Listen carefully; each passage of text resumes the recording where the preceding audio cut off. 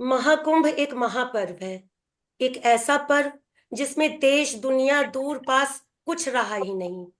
हर व्यक्ति प्रत्यक्ष या अप्रत्यक्ष रूप से इससे जुड़ा ही है। चुभन से भी हमने कुछ कार्यक्रम प्रस्तुत किए और आज सुदूर दक्षिण से डॉक्टर श्रीलता सुरेश जी, जिनसे आप सब परिचित हैं, वो हमारे साथ होंगी और हमारे उत्तर प्रदेश से अलका जी होंगी। तो आइए देखते हैं महाकुंभ पर ये लोग हमें क्या बताने वाले हैं। तो डॉक्टर श्रीलता सुरेश जी और अलका जी, आप दोनों का चुभन पॉडकास्ट पर बहुत बहुत स्वागत है। बहुत बहुत धन्यवाद। बहुत बहुत धन्यवाद भावना जी आपका, और चुबन पॉडकास्ट के माध्यम से सभी वीक्षकों को मेरा हृदय तक नमस्कार। और से आप सभी जानते हैं कि जनवरी 13 तारीख से जी फरवरी 26 तारीख तक महाकुंभ प्रयागराज में हो रहा है और सभी लोग जोर शोर से जा रहे हैं। और मैं चाहती हूँ कि इसके बारे में कुछ कहें और इसकी जानकारी और प्राप्त करें कि क्या है महाकुंभ, क्यों प्रयागराज में क्यों जाना चाहते हैं, क्यों वहाँ पे महाकुंभ क्यों आजकल मनाते हैं, और जी इसकी इतिहास, इसका वर्तमान और आगे का क्या है, इसके बारे में मैं विस्तार से, मैं और अलका जी विस्तार बिल्कुल, से बता हम हैं। बिल्कुल जानना चाहेंगे। बड़ी रोचक जानकारी रहेगी हमारे लिए। बिल्कुल बताएं। तो श्रीलता सुरेश जी, आपसे शुरू करना है कि अलका जी से करना है? मेरे विचार अलका से जी, अलका जी आपकी हमें थोड़ा सा पहले इसके ऊपर कुछ प्रकाश डालें। शायद कुछ आप ऐतिहासिक महत्व बताना चाहोगे इस पर्व का, है ना? तो जी अलका जी, हाँ, आपका बिल्कुल। स्वागत है, बताएं। हाँ, वैसे तो ये होता है कि सारे त्योहार और सारे जितने भी हिंदुओं के इतने त्योहार हैं, किसी ना किसी कहानियों से ही जुड़े होते हैं। जी बिल्कुल। क्योंकि हमको समझने में और उस त्योहार का महत्व जानने में आसानी होती है। तो इसी तरह महाकुंभ जो है ना, वैसे तो कभी भी आप जाइए संगम में नहाने के लिए प्रयागराज में, तो वहां पर तीन नदियों का समागम होता है, जो कि हम लोग को बिल्कुल क्लियरली दिखाई भी देता है कि सरस्वती जी तो लुप्त हैं, लुप्त है जी। लेकिन गंगा यमुना, हाँ, वो दिखती हैं जी हमको। साथ में पानी का रंग अलग दिखता है। बिल्कुल। लेकिन क्या इसी समय पे जाना क्यों महत्वपूर्ण है? क्योंकि उस समय पे कुछ तिथियों का ऐसा मेल होता है, तो लोग जाते हैं। जैसे कि अभी अर्धकुंभ होता है, हर 6 साल में अर्धकुंभ होता है, 12 साल में महाकुंभ कुंभ होता है, पूर्ण कुंभ। और उसके बाद 144 साल में जब 12 पूर्ण कुंभ हो जाते हैं, अच्छा उसके बाद एक महाकुंभ होता है जो इस बार प्राप्त हुआ है। और इस अच्छा। बार जितनी भीड़ हम लोग देख रहे हैं, जितने लोग आ जी रहे हैं, इतना जन सैलाब उमड़ा हुआ है, वो इसीलिए क्योंकि सभी को लग रहा है कि अब ये वाला अब जो महाकुंभ है वो हमारे जीवन पर्यंत नहीं आने वाला। नहीं आएगा जी। इवन सोचेंगे कि हमारे आगे के जो बच्चे हैं वो कर लेंगे, जो भी इस साल भी अभी बॉर्न होगा उसे वो भी भी नहीं आएगा पूर्ण कुंभ देखने को नहीं मिलेगा जो महाकुंभ है। जी। तो इसीलिए इतना सबको होड़ा होड़ी मची हुई है, जो हिंदी में शब्द कहते हैं ना, होड़ा होड़ी। जी तो जी वो बचा हुआ है सब, क्योंकि सबको लग रहा है। और ऐसी मान्यता है कि अगर हम इस कुंभ में स्नान कर लेते हैं, तो हमारे जितने पाप हैं वो समाप्त हो जाते हैं जी और हम बिल्कुल पवित्र हो जाते हैं। हमें मोक्ष प्राप्त होता है। जी। और मोक्ष की इच्छा तो सभी हिंदुओं को होती है। इवन चाहे साधु हो चाहे कोई भी हो, सभी को लगता है कि मोक्ष तो प्राप्त करना चाहिए। तो जी इससे संबंधित किंवदंतियां तो बहुत सी हैं, कहानियां बहुत हैं। मैं आपको एक या दो बताऊंगी, क्योंकि इस समय सीमा का ध्यान रखते हुए। मैं तो जैसे कि एक कहानी है जो ज्यादा प्रचलित है, कि क्या देवताओं और असुरों में अमृत के लिए बहुत युद्ध हो रहा था, कि मतलब अमृत किसे मिले। समुद्र अमृत मंथन जब किया गया तो उसमें 14 रत्न निकले। यस, जी। अमृत क्यों, 14। अमृत क्यों चाहिए? अमृत की क्या खासियत है, इसके बारे में? हाँ जी हाँ, मिस श्रीलता, एक्चुअली अमृत चाहिए लोगों को अमर होने के लिए, हम नहीं मरे। अमरत्व के लिए। देवता वैसे तो, राक्षस अमर नहीं है, तो राक्षसों को अमृत चाहिए था और देवता लोग नहीं चाह रहे थे। कि अगर देखिए, हमेशा अच्छाई पे बुराई की जीत होती है। अरे बुराई पर अच्छाई की जीत होती है। क्या होता है अगर राक्षसों को अमृत मिल जाएगा तो फिर सब जगह विनाश ही विनाश है, उनका काम ही है विध्वंस करना। तो ये बहुत जरूरी था कि उनको अमृत ना मिल पाए। वो भी चाह रहे थे कि हम अमर हों, कि हमारा दुश्मन भी हमसे चाहता है ना कि हम ही पावरफुल रहें।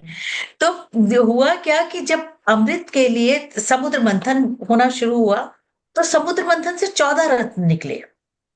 उसमें जी से एक अमृत कलश निकला। जब अमृत कलश निकला तो एक तो उसके बारे में यह है कि इंद्र के बेटे जयंत को इन लोगों ने पहले से सेट कर रखा था कि हम इशारा करेंगे तो अमृत कलश लेके उड़ जाना। तो उन्होंने यही काम किया। तो उसमें जो भी जब उनके पीछे राक्षस भागे तो जो अमृत की जो कुछ बूंदे इधर उधर गिरी तो वो 4 जगह गिरी, तो उसकी महत्ता है। दूसरी बात ये भी है कि जो अमृत कलश था, तो जब निकला उससे अमृत कलश, तो भाई उसके लिए जब लड़ाई होने लगी तो विष्णु जी ने मोहिनी रूप धारण किया, मतलब एक सुंदर सी अप्सरा बने। तो राक्षसों का भी मन थोड़ा सा हुआ। उन्होंने कहा मैं इक्वली सबको बराबर से बांट दूंगा। तो जब उन्होंने बांटने के लिए वो किया तो उनका गरुण के साथ वो भी भागे। जब भागे तो फिर जो युद्ध हुआ उसमें से जो बूंदे गिरी तो वो 4 बूंदे जो गिरी तो हरिद्वार, प्रयागराज, नासिक और उज्जैन। अच्छा, तो इसीलिए वहां पर कुंभ मनाया जाता है। इन्हीं इसके चारों स्थानों अलावा पर कुंभ होता है। जी जी। कुंभ मनाया जाता है। इसके अलावा जो एक कहानी और है तो वो ये है कि समुद्र देव का पुत्र था जब मंथन चल रहा था। तो उसके पहले जो समुद्र देव का एक पुत्र है उसका तो उसका नाम शंख है, मतलब समुद्र देव के जो पुत्र थे। तो उनका काम था पाताल लोक नागलोक सब जगह से वो कर वसूली किया करते थे, टैक्स वसूलते थे। तो जब वो राक्षसों ने उनको भड़काया कि विष्णु जी का भी तो पास में ही है, तो उनका उनसे कर क्यों नहीं वसूलते आप। तो अब लगा कि हाँ वो बातों में आ गए शंख। तो वो पहुंचे विष्णु जी के पास, बोले भाई हमें भी कर दीजिए। तो विष्णु जी ने कहा भाई मैं तो नहीं देने वाला। तो इस बात पे काफी बहस होने लगी। जब बहस हुई तो ये पता चला कि उन्होंने गुस्से गुस्से में शंख ने, जो समुद्र देव के पुत्र थे, माता लक्ष्मी के बारे में कुछ अपशब्द बोल दिए। अच्छा। ये अब विष्णु जी को बर्दाश्त नहीं हुआ। उन्होंने उनका वध कर दिया शंख का। जब समुद्र देव के पास ये बात पहुंची कि माता लक्ष्मी की वजह से इनका वध हुआ है, मेरे बेटे को मार दिया है विष्णु जी ने, तो उन्होंने बिना कुछ कहे सुने उनको क्या किया कि श्राप दे दिया कि लक्ष्मी जी अब समुद्र में समा जाए। अच्छा। फिर विष्णु जी ने उनको लाने के लिए समुद्र मंथन किया, ऐसा कहा जाता है। इसके बारे में जो कहानी है, तो जी जब उससे लक्ष्मी, जो 14 रत्न निकले उसके बाद जब लक्ष्मी जी आई तो फिर उन्होंने जब आ गई लक्ष्मी जी फिर उनसे विष्णु जी ने विवाह किया, ऐसा माना जाता है।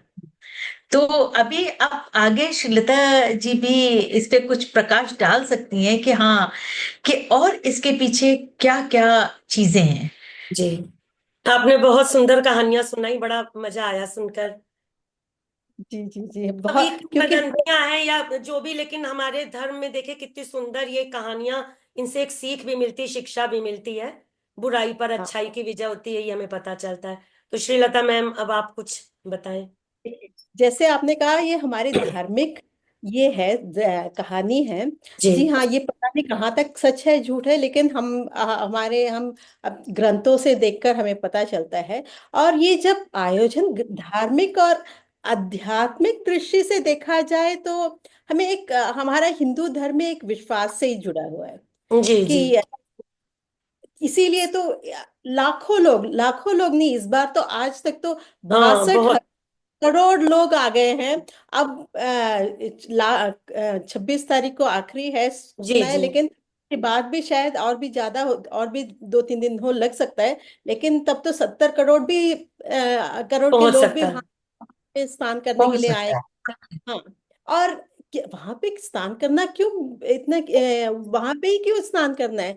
क्योंकि कहा जाता है वहां पे जैसे ही अलका जी ने कहा था कि वहां पे एक एक बूंद की अमृत वहां उस नदी पे गिरी थी। तो एक ये वहां पे स्नान करने से कहा जाता है कि हमारे पाप धुल जाते हैं और मोक्ष की ओर जाते हैं। यही एक विशेषता है वहां पे। इतना ही नहीं, जो हमारे श्रद्धालु है, जो भारतीय है या भारतीय प्रवासी भारतीय है, या इतना ही नहीं, विदेशी लोग भी आते हैं जी वहां पे हमारे धर्म का ये है कि मोक्ष की ओर ही हमारा मार्गदर्शन है। तो इसलिए, और साधु संत का भी तो वहां पे रहना है उनका। काफी विभिन्न अखाड़ों में वे जी अपनी अनुयायियों के साथ आते हैं और धार्मिक पूजन भी होती है, प्रवचन भी करते हैं। आजकल भी देखा जाता है कि इसके लिए इतने सारे लोग आए हैं, अघोरा हो या साधु संत हो जी या हमारे जैसे आम जनता भी जी आते हैं। तो ये एक मानना है कि वहां पे आने से एक एक अध्यात्म का अनुभव होता है। जी हम कई लोगों से सुना हुआ है कि वहां पे जाने से बहुत ही अच्छा है। और ये एक ऐतिहासिक संदर्भ भी है। हाँ, प्राचीन काल से ऐसे ही आया हो कि देवता और असुर का समुद्र मंथन में वो महाकुंभ निकला। लेकिन इसके साथ साथ आजकल सांस्कृतिक, सामाजिक और इतना ही नहीं, हमारे देश के पर्यटन, जो हमारे टूरिज्म का है, इसमें भी कितने लोग जाते हैं। तो टूरिज्म पर्यटन के लिए भी संबंधी गतिविधियां होती ही रहती है। तो एक हमारा एक लोगों का एक आस्था है कि आस्था को साझा करते हैं कि एक दूसरे को जुड़ने जुड़ने का अनुभव होता है इसी महाकुंभ की वजह से। बिल्कुल और ये एक ऐतिहासिक ही नहीं, हमारे आगे की पीढ़ी को भी इसके बारे में पता होना चाहिए। बिल्कुल हमारी संस्कृति, हमारे जो हमारा जो भारतीय संस्कृति इतनी पुरानी है और इतनी जड़ से इतनी स्ट्रांग है, गहरी है, कि ये सब हमें मानना है। और इस पर अमल भी करना है। जी और इसके मैं जी हाँ। आज जी हाँ जी हम बोले। बोलिए। नहीं, मैं आप दोनों हम्म। क्योंकि शिक्षा हो और मतलब आने वाला भविष्य आप दोनों के ही हाथ में है। मैं एक चीज कहना चाहती हूँ, आजकल सोशल मीडिया में बहुत कुछ आता रहता है कि जैसे एक वृद्ध माता पिता वृद्धाश्रम में बैठे में बिल्कुल बेचारे बुरी हालत में, और उन्होंने अपने घर फोन बेटे बहू को किया, तो पता चला कि वो लोग महाकुंभ गए हैं मोक्ष कमाने के लिए और मतलब पुण्य प्राप्त करने के लिए।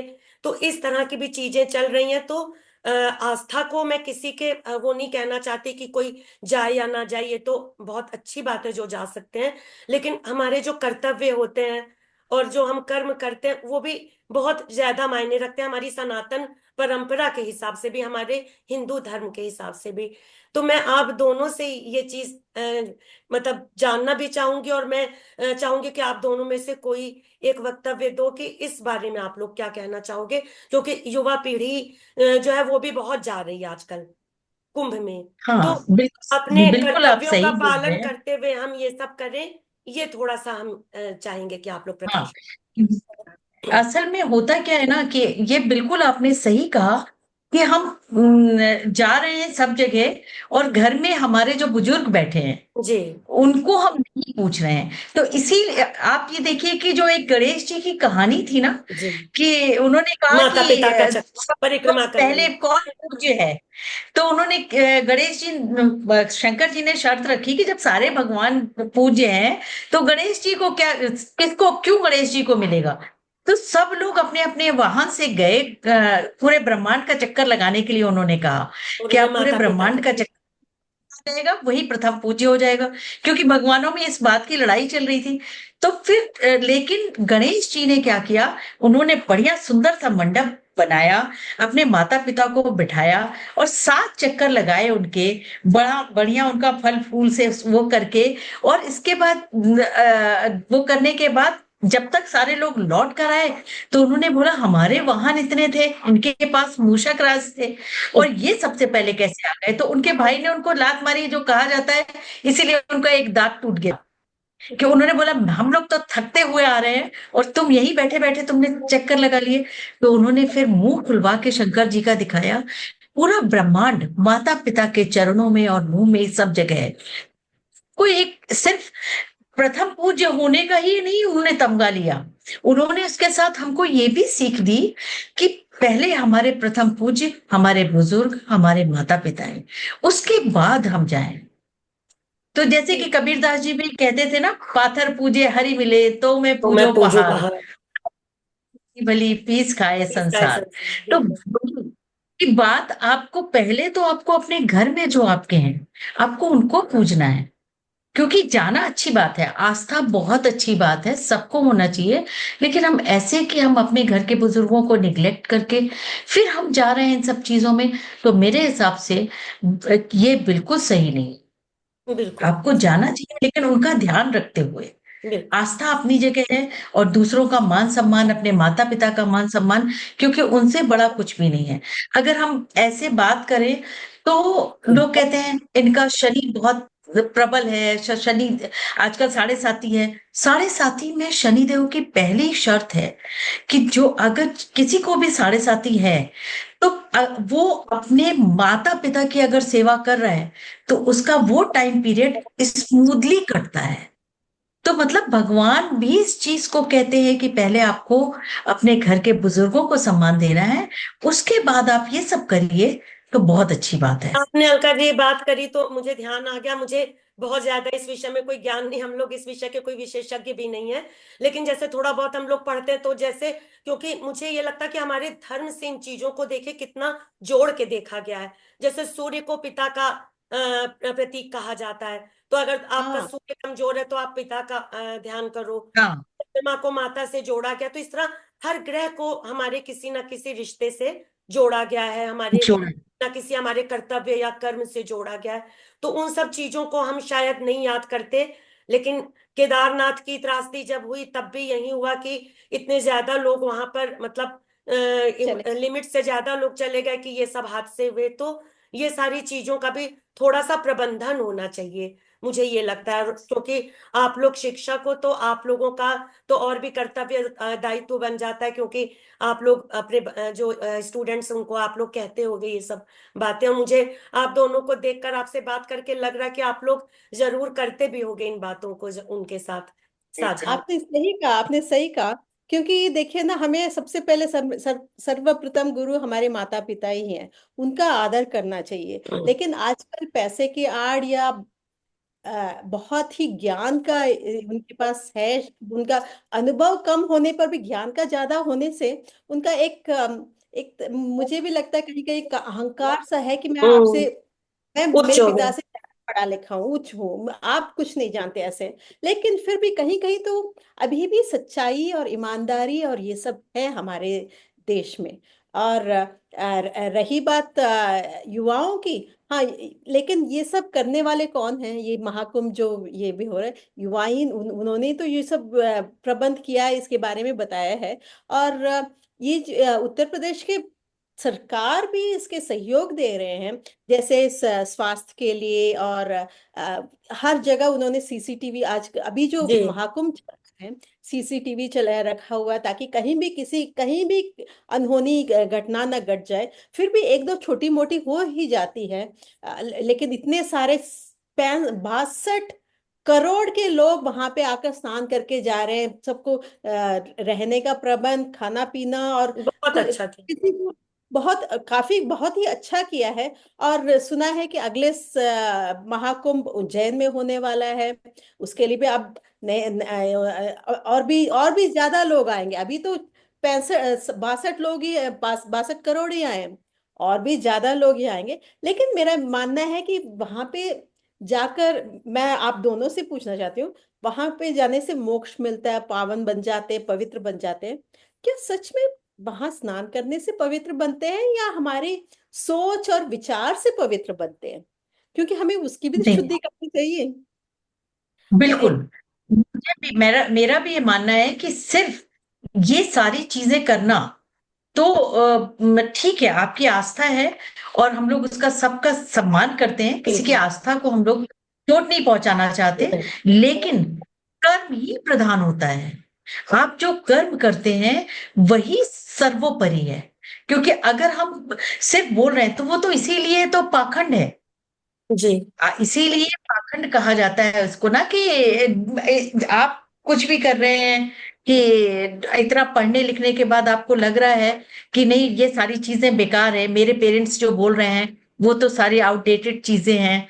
तो इन पे नहीं, और हम वहां जा रहे हैं, हम नहा के मोक्ष प्राप्त कर लेंगे, ऐसा मोक्ष नहीं मिल सकता। आपके कर्मों से आपको मोक्ष मिलता है। बिल्कुल। आस्था अपनी जगह है, लेकिन कर्म सर्वोपरि है। जी मेरा अपना ऐसा मानना बिल्कुल ठीक आपने है। कहा, मैं भी यही मानती हूँ। जी जी, हमारे और गुण, हमारे कर्म, यही हमारे हमारी आस्था है। ये यही तो हमारे भारतीय की खासियत होनी चाहिए। अब पता नहीं, शायद सरस्वती ने नदी की तरह वो भी लुप्त होती जा रही है, लेकिन कहीं कहीं अभी भी बचा ठीक कहा हुआ है। हम आपने। हाँ, कहीं बचा हुआ है। और साथ में क्या है ना, पहले भी कुंभ होता था, और लेकिन क्या सोशल मीडिया की वजह से अब इसका इतना प्रचार प्रसार है कि जो लोग नहीं अवेयर थे, जो नहीं जागरूक थे कि हाँ ऐसी भी चीज है, जो नहीं जानते थे, तो अब वो सब जानने लगे हैं। और लेकिन पहले साधारण रूप में होता था जी। कि लोग अपना गए, स्नान करके आए, कल्पवास किया, सब कुछ होता था, तो इतना वो हाईलाइटेड नहीं था। हम्म। तो हम लोग को इतना ज्यादा हमको नहीं पता था। फिर मध्यकाल जब आया ना, तो थोड़ा सा उसका प्रचार प्रसार कम हो गया, क्योंकि यही होता है कि जिस तरह का शासक है वैसे ही सिक्के चल रहे हैं, जी जी उन्हीं के सारे रूल्स हैं। वो तो अभी भी होता है, उनके जो राजा है उसी के ही सारे नियम बनते हैं और चलते हैं। लेकिन आधुनिक काल जब आया ना, तो उसमें फिर थोड़ा सा आयोजन बढ़ने लग गया जी कि अब इसको हम लोग थोड़ा सा, और आज के टाइम पे तो सोशल मीडिया और हम सब लोग इतने, और साथ में ये भी है कि हम इतना विकास कर चुके हैं कि आज एक एक व्यक्ति को हम ड्रोन कैमरे से, और जितने वैसे कैमरे लगे हुए हैं सब पे चेक रखा है। अभी भी जी इस बार भी हम लोग देखें तो इतना बड़ा कंट्रोल रूम बनाया गया है जो हर एक व्यक्ति पे निगाह रख सकता है। तो जी जी चीजें भी उसी हिसाब से विकास हो रहा है लोगों का।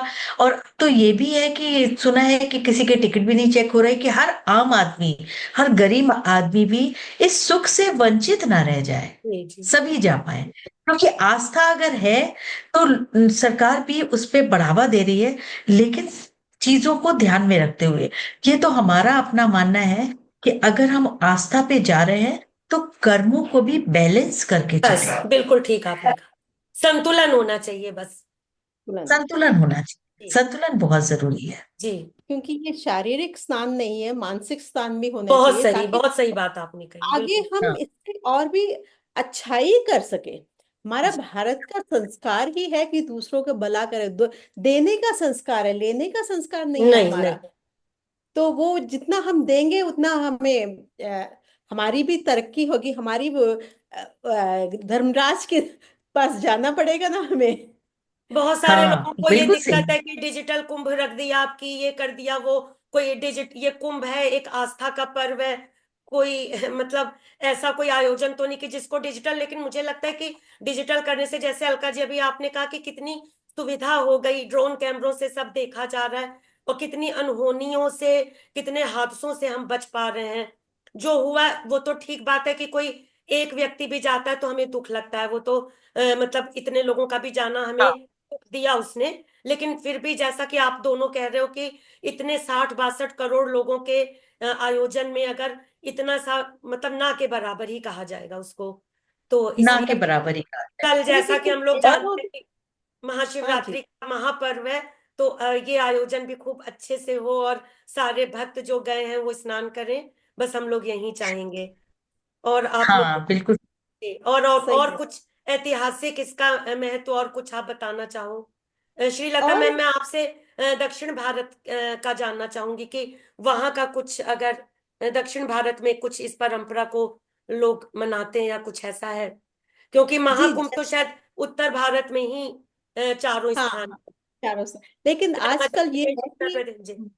यहाँ पे जो जैसे ही वहां पे महाकुंभ का प्रयागराज में हुआ था, जी यहाँ पे दक्षिण भारत में कावेरी में भी, कावेरी गोदावरी और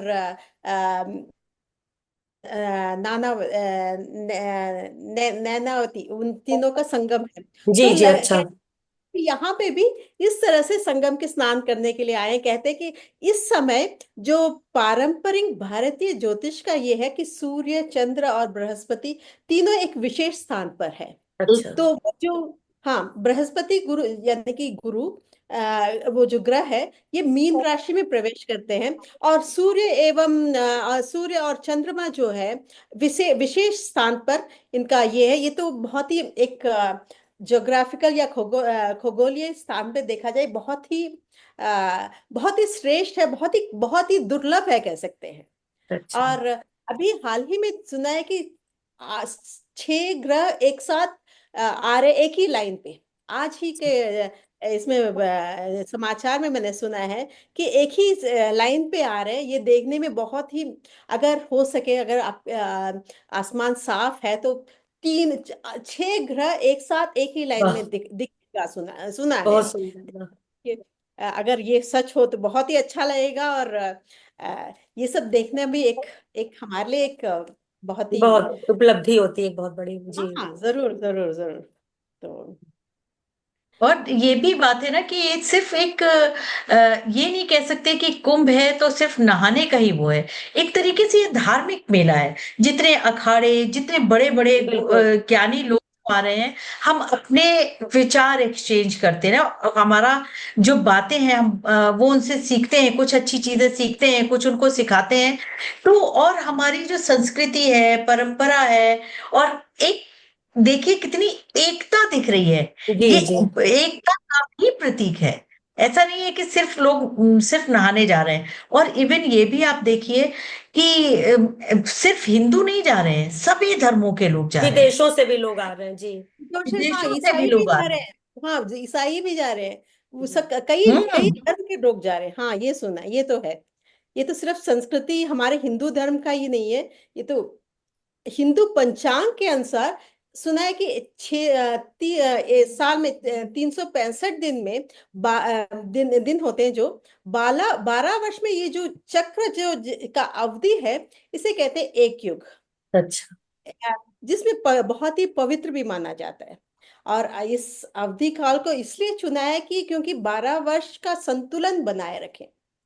इसीलिए हमारे धार्मिक कृत में भी, इसके कर्म कांड में भी इसके बारे में बताया गया है। हमारे ग्रंथों में भी बताया गया है।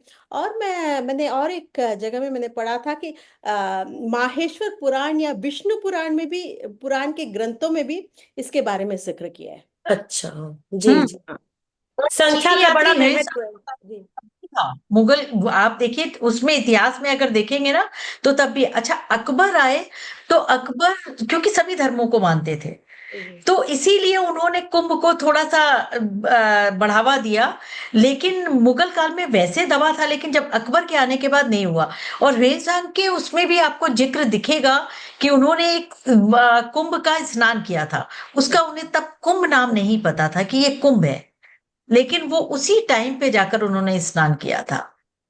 तो हर चीजों का तब से चला आ रहा है। उसका चीन और रूप रशिया के विस्तृत। आके लोगों ने काफी बार स्नान किया है। बिल्कुल ठीक मुझे आपने कहा। मुझे तो जी। लगता है ये सुनकर काफी लोग और भी प्रभावित होंगे। हो सके तो इस कुंभ में जाएंगे। अगर समय नहीं मिला तो अगला कुंभ 2 साल के बाद होने वाला है नासिक में, वहां पे तो जरूर जाएंगे।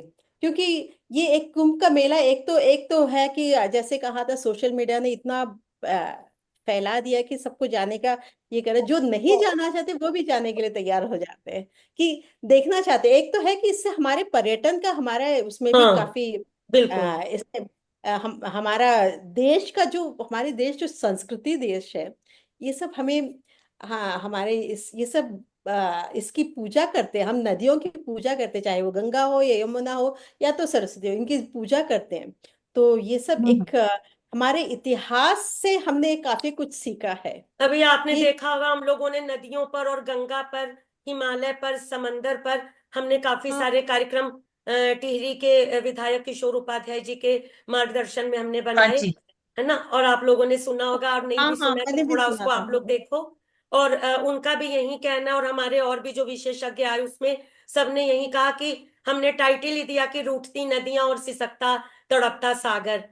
तो वही हाँ कमल राजपूत जी भी बात कर रहे थे कि हमारी संस्कृति तो प्रकृति का भी मानवीकरण करने की रही है।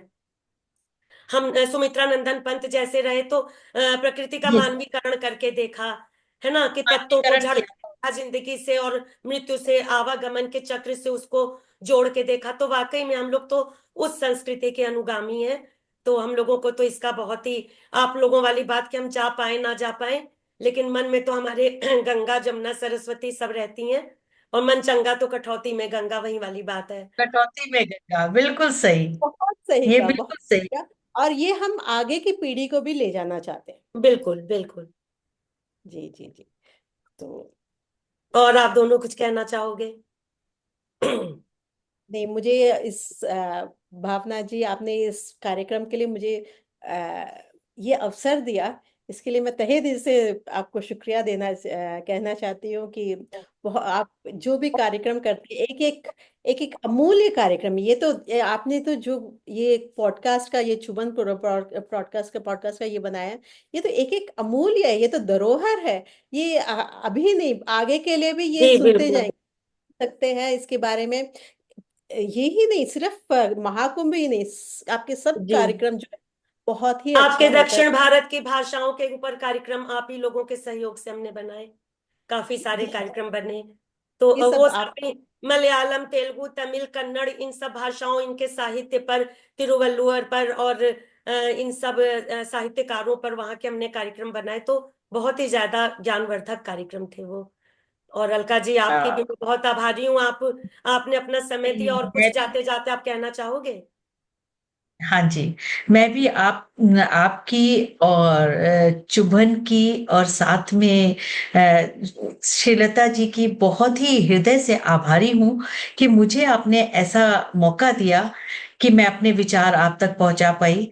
और मैं तो मतलब बहुत अपने को खुशनसीब समझ रही हूँ कि आज मैं आप लोगों के साथ हूँ और अपने विचार साझा कर रही हूँ।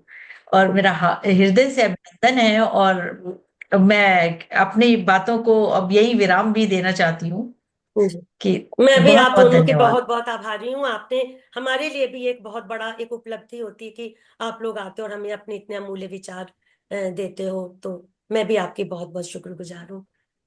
धन्यवाद। ठीक। धन्यवाद।